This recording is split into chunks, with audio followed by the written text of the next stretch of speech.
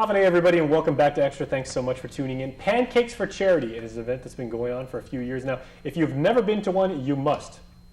Okay, what parts of the title do you not get? Pancakes and charity. There's no reason why you wouldn't want to do this.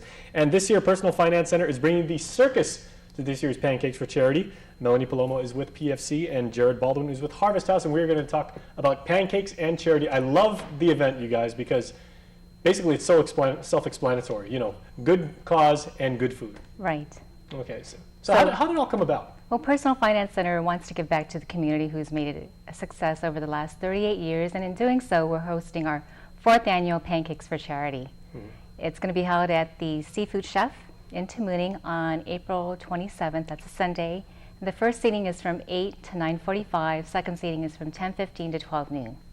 Now, last year I went there and I had a really good seat, but for some reason, like myself and my fellow Guamanians, everybody was lining up for the blueberry ones. You know, the strawberry ones, you know, they're always going to be popular, and you know, the other toppings. The blueberry, it was literally like around the corner. So and make sure you get there early for the blueberries. Definitely. Yeah. We'll have a variety of different items to choose from as well. And what types of recipes have you like this year? Because you guys always try and top each other and go bigger, better every single year. So what have you guys got in store as far as the menu? Well, there's going to be a variety of different pancakes, so you're just going to want to be there to try them. And you know, this is the second year now that Cosmos Distributors has been very generous in donating the pancake batter from Betty Crocker's. So it's just going to be a great time to just indulge in any kind of pancake that you may have thought about but not had.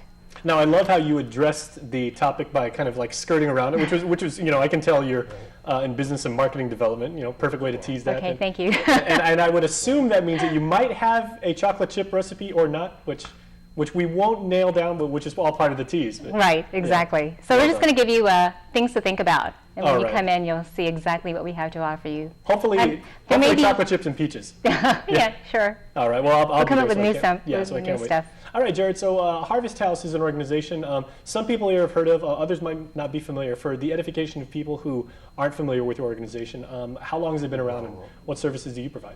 Well, thanks for asking, Jason. We are a outreach to the foster community of Guam. So we serve as a resource to the Child Protective Services and all the social workers that work so tirelessly to serve the almost 150 foster children on Guam and the 30 foster families on Guam. We also service those foster children, and we service the foster parents. And then at times we also have some crossover opportunities with the biological families as well. And we service them by providing everything from donated items. We have the Harvest House Closet, which is a gift closet where we collect donations throughout the year: diapers, clothes, formula, car seats, high chairs, playpens, beds, furniture, clothes for teenagers, and cash. And then we redistribute 100% of that back to foster children and their incoming foster families. So we do that. We also recruit and raise awareness with new foster families. We've tried to every year recruit a few new foster families into the system because, as I said, there's over 150 foster children and only 30 licensed foster families on Guam at this time.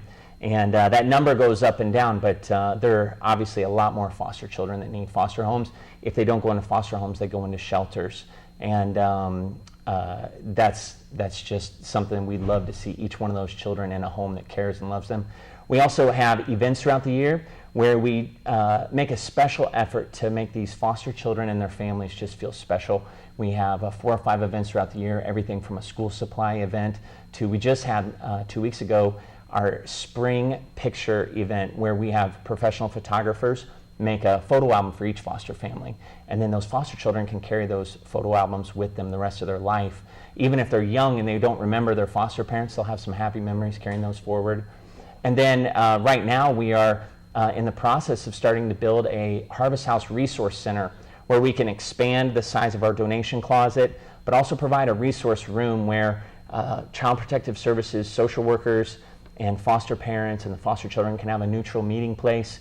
Sometimes when they're having to switch between a temporary foster family and a permanent foster family, or they're trying to deliver goods to these new foster families, diapers and car seats and things. They need a place to be able to meet up that's kind of central but neutral, and we're trying to provide that location as well. And so the proceeds from this very generous fundraiser are going to go towards building that resource center. Now, are some of the foster children and their foster families, will they be at Pancakes for Charity? Because I mean, just attending there and being able to, you know, interact and fellowship with, like, you know, other people there, you know, from the business community, people who just want to show up and help out, or people who just love, like, a really good way to get out and get a really tasty breakfast. Yes, we do. Venue. We do have a few of the foster families and their kids will be there that day, and I think for the community, as they attend the event, they'll be able to meet some of the foster families and just see, hey, they're normal families. They incorporate these children into their homes as if they are their own, not knowing if they'll be with them for 1 week, 1 month, 1 year, or until they're 18.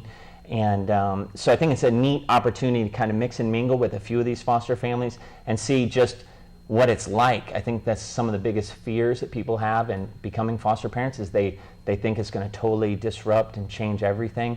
And so maybe it'll be good for them to see, hey, it's just a bunch of normal families with kids, and they're just loving on them and doing everything they can to help. Outstanding. So, Melanie, let's talk about the mechanics of the actual event. So it's going to be at the Seafood Chef, as it was last year. Really good venue. What time should people line up for that? Because I remember last year there was a really good size, but you have a ton of volunteers. Everybody's like really excited. Yes, everybody from PFC will be volunteering. Good. The entire company rallying behind us. Everybody is going to be there. And so our first seating is at 8 a.m. So it's 8 to 9:45. So we encourage you to get there, you know, as early as you like. And so you can pick the seat you want. And then our second seating is from 10:15 to noon. And you know, we'll have entertainment as well. We have a magician, as well as a fairy and some games for the children and families to enjoy. You gotta love that. And how much are the tickets?